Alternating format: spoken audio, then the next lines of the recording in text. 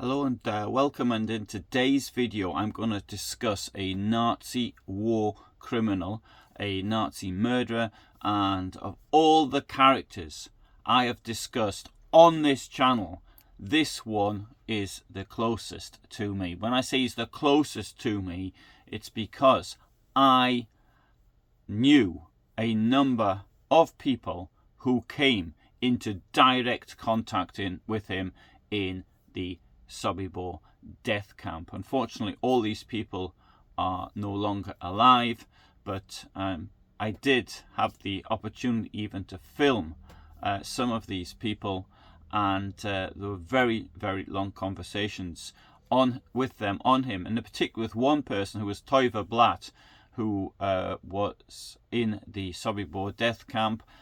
He survived by being able to escape. I lived with him in both Poland and in the United States, and therefore I think, as far as Gustav Wagner is concerned, that I can say this is the person I've had more contact. Not only that, I actually did witness I heard the nightmares that Teuver Blatt had. I mean, I could understand enough of what he was saying in his sleep relating to the PTSD that he had from Sobibor. And so therefore, more than anyone else, Gustav Wagner is I think a person that I can say to a certain extent I know. And just thinking before starting this video, all the other people, whether it's Hitler, I don't know anybody who knew Hitler, I don't know anybody who knew Himmler. Okay, I knew people who knew Speer, yes, but I still know one person still alive. But all the other criminals I've talked here, such as Lange, Ohlendorf, Streckenbach, these people, Stahlecker, I don't know anybody who knew them. But anyway, so Gustav Franz Wagner. Who was he? Well, he was born in Austria in 1911. He trained as a mechanic, and from 1928 he served in the Austrian army. He had to do his national service there. He says that as a child that he was attracted to German nationalism and the idea of uniting German-speaking peoples. In 1931, he joined the Nazi Party as member number 443217, and Wagner later explained this decision by saying, "My friends joined, and so did professors, doctors, and businessmen." He was arrested for prohibited National Socialist agitation. The Nazi Party was made illegal in Austria, and he was caught, I think, for daubing swastikas and putting up posters. And in 1934, the party helped to smuggle him across the border into Germany. The border was quite large, and certainly by the time that the Nazis did take over in Germany, then there was this threat to Austria, a much smaller country, which itself was threatened by this fifth column of Nazi activists, of whom Wagner was one. But as far as that's concerned, I would actually suggest you even look at the video I did on Ernst Lurch and this gang of meeting in Klagenfurt in the Vienna Strasse, which is today the McDonald's, in a cafe called the Café Lurch. And so there's these people sort of dreaming of this Nazi future, but a really small group of people. But these people later were to become the murderers of Aktion Reinhard. And this is something really, really odd. So Globotnik being one, and anyway, you can have a look at that. I'll give you a link to that at the end. In Germany, Wagner was able to join the SA and later the SS, and it would appear that he probably served as a guard in a concentration camp, although I'm unable to say which one, though I suspect it was Dachau. in 1940, Wagner, as a member of the SS, was told, at least according to his story, that if he reported to Tiergartenstrasse 4 in Berlin, he'd get himself an office job, and that would keep him away from the front. So Wagner, at this stage of his SS career, is admitting that he, in order to avoid front service, where something nasty could happen to him, he's going to get involved in the killing of the mentally and physically challenged. Now, of course, he claimed that he didn't know what it was all about, and in this case, actually, I do believe him. Now, Tiergartenstrasse 4 was the headquarters of the organization for this pseudo-euthanasia program, the systematic murder of the mentally and physically challenged. And in May of 1940, Wagner was sent to Hartheim near Linz in Austria. And so these places, I've done lots of videos on the T4 killing camps, or camps is the right word even, killing clinics might be a better way of putting it. And Hartheim was like, they present itself as a hospital, or hospital-like institution, and even the staff wore clothes that would be worn by doctors, and the families were deceived by the doctors into believing that their relatives might receive some type of treatment, and later they also received letters of condolence, and sometimes even the ashes. They weren't the ashes, well, it's highly unlikely that they were the ashes of their relatives, but they got some ashes, and let's face it, most of us wouldn't know what ashes, human ashes, look like anyway. At Hartheim, Wagner did do administrative duties. He also, though, cremated the bodies of the murdered patients. Now, the victims were killed initially by gas, so that would be carbon monoxide gas, and in the second phase of the killings, they were killed by lethal injections, or allowed to die by starvation. So Wagner said he only found out what was going on there after he arrived. I'm quoting him now. "I worked in the office doing the paperwork. I discovered what they were doing, but that was the doctor's decision. I didn't feel good about it, but I was told that I was sworn to silence."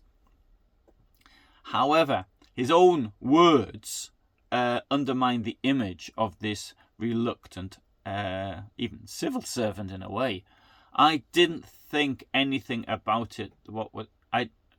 I didn't think anything about what was happening. I didn't see how and when they were killed.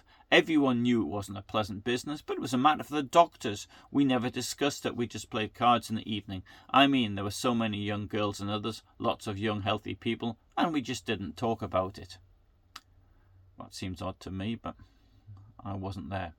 At Hartheim, Wagner met and certainly became close to Franz Stangl, who was later to be the commandant at Sobibor and at Treblinka. Franz Reichleitner was also there, who was to be the commandant at Sobibor. Stangl was an Austrian police officer, and it is probable that it was Stangl that arranged for Wagner and Reichleitner to go with him to Sobibor in 1942. And it was in March of 1942, because of his experience, that Wagner was assigned there. Now, how come these people from the T4 killings were sent later to Poland? Well, in theory, in the summer of 1941, the T4 killings stopped, but it was really only a pause. They continued. But this was done in a way which was much more secret. The victims were no longer murdered by gas, but they were murdered by other means. Above all, lethal injection and by starvation.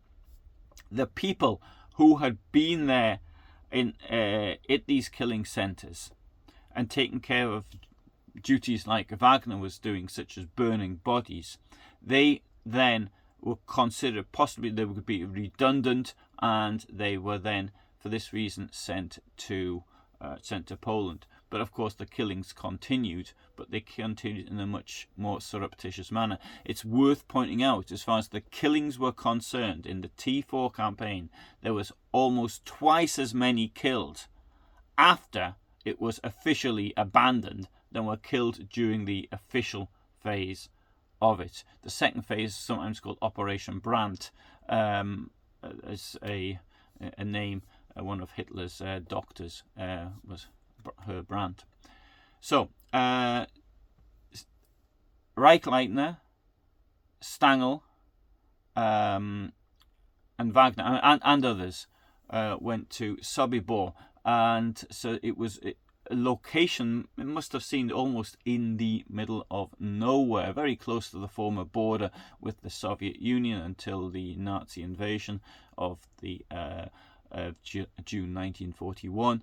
And it's Sobibor. It's hard to say how many people were actually killed there. We don't know the numbers, but the lowest that I've ever seen is 180,000. 180,000 for this camp, which is absolutely really in the middle of nowhere. It's not so far from Wardava.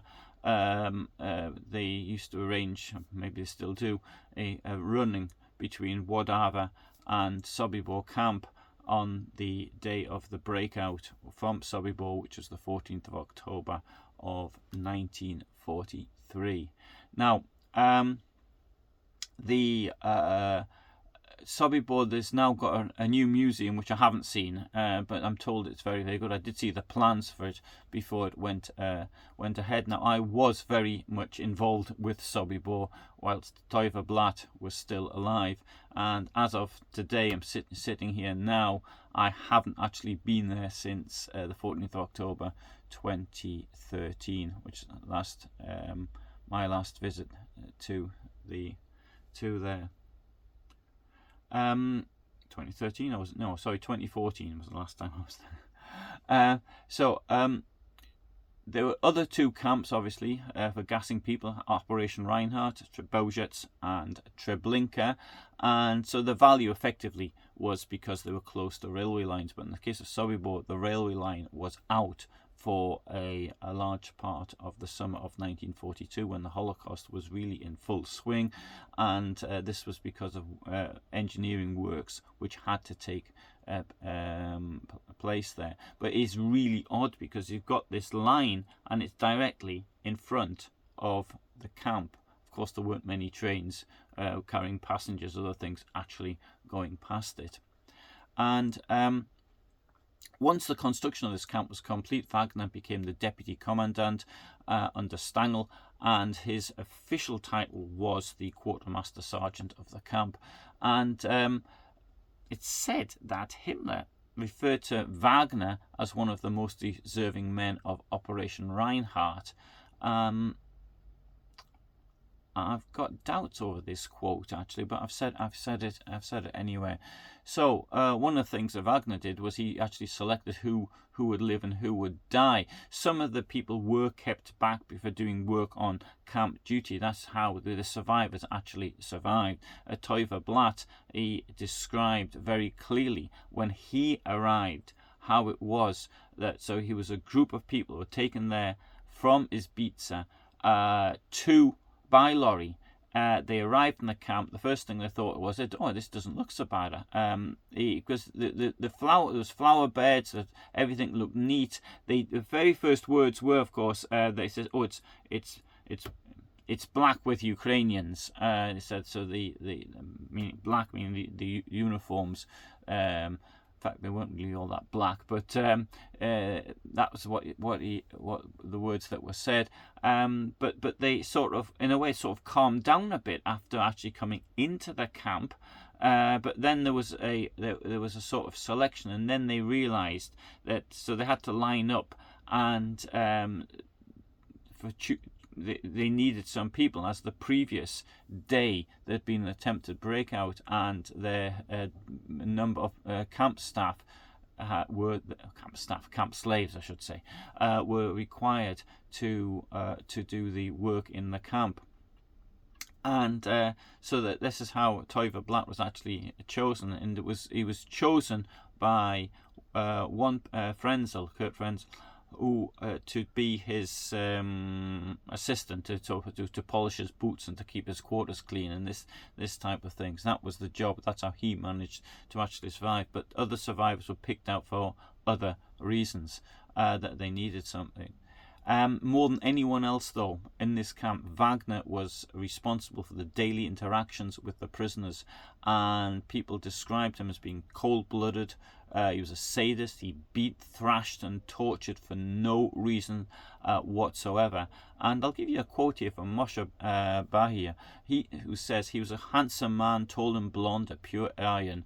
In civilian life, he was no doubt a well-mannered man. At Sobibor, he was a wild beast. His lust to kill knew no bounds. He would snatch babies from their mother's arms and tear them to pieces in his hands. I saw him beat 2 men to death with a rifle because they didn't carry out his instructions properly, since they didn't understand German. I remember that one night a group of youths aged 15 or 16 arrived at the camp. The head of this group was one Abraham.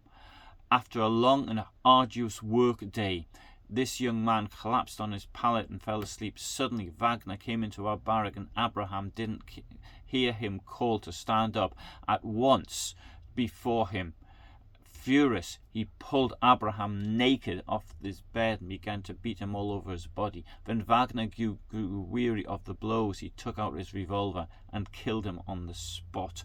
This atrocious spectacle was carried out before all of us, including Abraham's younger brother." Erich Bauer, himself a member of the staff at Sobibor, said the following. So I estimate that the number of Jews cast at Sobibor was about 350,000. I need to point out that clearly wasn't the case, but there was no real reason for Erich Bauer to know, or to keep account, I should say.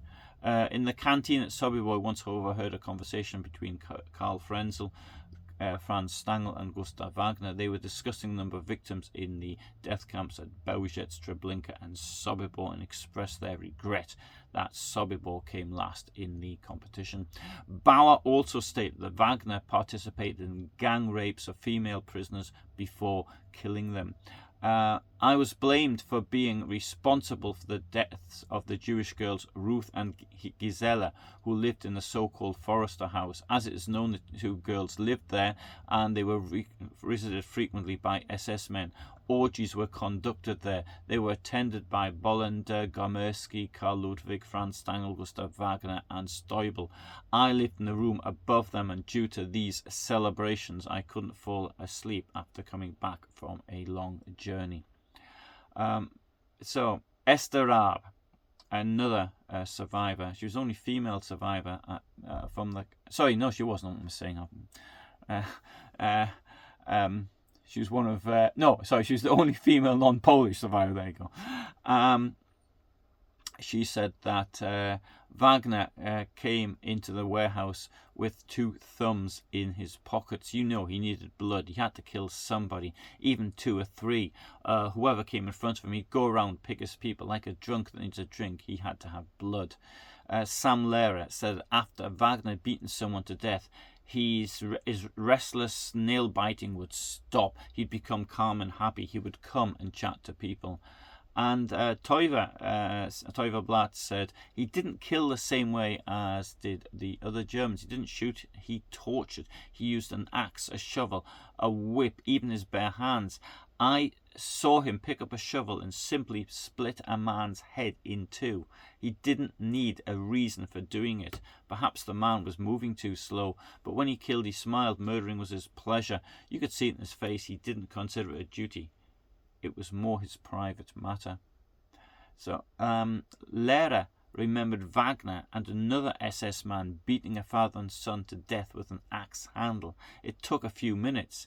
He and another SS man just kept hitting them. The sound of the cries of these 2 men sounded like wild animals. And now Teuver Blatt was given once 50 lashes by Wagner for a triviality.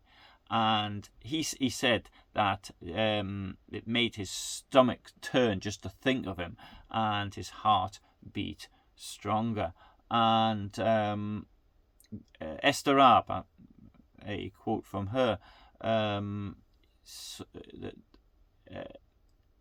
Wagner was looking through a window to check as we sorted through the suitcases. You may have seen the film Escape from Sobibór, and you see there's a scene where they're actually sorting things, and Toivo's told me that that was very accurate in the way it was actually done. And he saw a boy take a can of sardines. This was in the property that was brought by the victims to the camp. So they were gassed, whereas the property was sorted through. And if the victims came from countries where there was still a reasonable, for the time, standards of living, like Holland, for example, then there may be things worth having in the luggage, worth having, that is to say, to eat. That's how he did say very clearly that they ate well. There was even somebody, they say, he'd never eaten so well in his life. He'd been in the ghettos beforehand where food was very, very scarce. And there was, before that, probably been very poor even in pre-war Poland. And so anyway, Esther says that she saw Wagner see a boy take a can of sardines. He grabbed the boy, called us all out, put us in a half circle, shot him right in front of us. Then he said that is what would happen to any one of us if we touched anything. Now, Edda Lichtman wrote that on Yom Kippur 1942. So Yom Kippur is a day of fasting. Wagner appeared at the roll call, selected prisoners that he knew were religious. He gave them bread and forced them to eat it. As they ate, Wagner laughed loudly. So Wagner knew enough about the Jewish religion. That's a day of fasting, and he knew these people were quite pious. There was a song which was introduced into Sobibor, which I'll tell you now. Wie lustig ist da unser Leben, man tut uns zu essen geben, wie lustig ist im grünen Wald, wo ich mich aufhalte. So it doesn't rhyme, unfortunately, in English, but how joyful is our life there. They give us food to eat. How joyful it is in the green wood where I'm staying. It does actually sound better in German than it does in English. But Wagner liked this song so much that he made the prisoners sing it frequently. In other camps, they had other things. At Treblinka also, as you may have seen in Shoah, there is the scene where the Treblinka song is performed by Franz Suchomel for Cloud Landsman. Later, Wagner denied killing or attacking anyone. He claimed there was no reason to hurt them, they just obeyed, and we knew that the way they were going to go was hard enough, so there was no need to add any beatings. He also claimed it was against the rules, but that was not the case. Sam Lehrer said at least he could have had the guts, the dignity to admit what he did and that he dislikes Jews. Most of the other German SS in the camp didn't behave like him. Other Germans were even afraid of him, including his own brother-in-law, who also was at Sobibor. It's plain stupid to say he was just obeying orders. And Wagner said he wasn't anti-Semitic, but he did describe Hitler as an extraordinary man. And he did say that later everything all went wrong, but of course he wasn't referring to the killing at Sobibor. He was referring to the fact that Nazi Germany had lost the war. He also denied stealing anything from the victims. It's against my deepest convictions to make a fortune out of other people's misfortune, he said. Against his principles, apparently. He could not explain why, however, it was wrong to steal from people, but not wrong to murder them. Wagner stated in similar terms his experiences at Sobibor being like those he'd experienced at Hartheim. I had no feelings, although at the beginning I did it. It just became another job. In the evenings we never discussed our work, but we just drank and played cards. Now, because later he gave, this was in the interview he gave in the late 1970s, asked how he could kill thousands daily and not discuss it, he said, "We had a feeling that if we lost the war, we would be saddled with the consequences." Yet he insisted, "I feel," he says, "like any ordinary man to be no different from anyone else. In the spring of 1943, the summer, I think, actually, of 1943, two people actually escaped from Sobibor. Teuber said that he knew at the time that they would face the consequences, and that he was jealous that they'd managed to get out. And he looked outside and he felt that they were there outside in the forest that surrounded them. They were out there and they were free, but the others, him included, was still inside the camp. And Wagner was then put in charge of some Wehrmacht soldiers engineers who had to put mines around the camp, and this of course was to have fatal consequences during the uprising of 14th of October 1943. Now Teuber said to me very clearly, in fact I've got video of him saying this, that the revolt would never have occurred in the Sobibor death camp had Wagner been there. It would have been quashed up front. What they did was they picked one of the Nazi staff after another. They claimed that they had found something for them in the stores. We've got a nice coat for you here. Would you have got a pair of boots coming for a fitting? And then they came in one by one and they killed them, and then they put their bodies to one side. The idea of doing this was, so they thought if they take out the head, then the body, so the guards who were ex-Soviet soldiers, Travniki men, wouldn't have anybody to control, wouldn't have any orders, and so then they hoped they'd be able to just sort of pretend it was a march. The whole lot were being marched out the camp, and that was the plan. The plan was working. They killed almost all the SS staff from the camp, and unfortunately shooting started earlier. They rushed the barbed wire fences, and the Travniki men started shooting at them. Teuber, he got out like this. Now he knew, but most of them obviously didn't know. He was in on the plot, but he'd managed to get a sort of a leather jacket, and he'd stuffed it full of money and other things which had come through from the transports and jewellery. But what happened in his case, he got over the fence, but there were so many people that the fence collapsed, and it was barbed wires, and it came down on top of him. But these people then rushed out, and they were killed in the minefield. And he then there was this rush over him, so to speak, and then he managed to, leaving the leather jacket which had got caught in the barbs of the barbed wire, he pulled himself out of the leather jacket and ran over the same way as the other people had done, seeing the people had been killed in the minefield, and on his way out. So that was the 14th of October of 1943. After the revolt, Wagner was ordered to help close the camp. He helped dismantle and move evidence of Sobibor. The buildings destroyed, minefield was removed, and the barbed wire, I found barbed wire there years later, which I donated to, gave to my friend Michael Tregensen, knowing that full well if I had kept it I'd just lose it somewhere. And for years he still had this barbed wire on his book case. The trees were planted there, and so it just doesn't look like a death camp.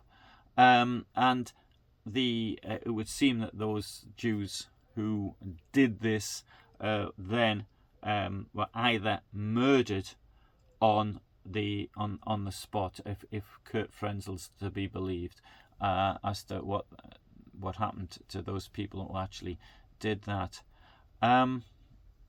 If you go, I'll go there today. It's now a big museum, but you could see there were bone fragments though all over the place at one stage, and even some quite large ones, particularly in where the death camp had been, the death death camp, the murder facility of the death camp.